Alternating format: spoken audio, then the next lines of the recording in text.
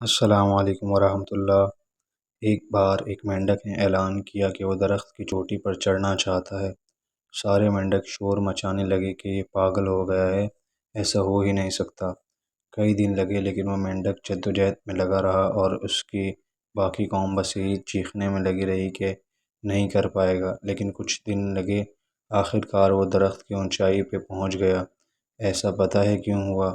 کیونکہ وہ مینڈک بہرا تھا۔ اسے یہی لگا کہ اس کی ساری قوم اس کے ساتھ ہے اور اس کی ہمت بندھا رہی ہے۔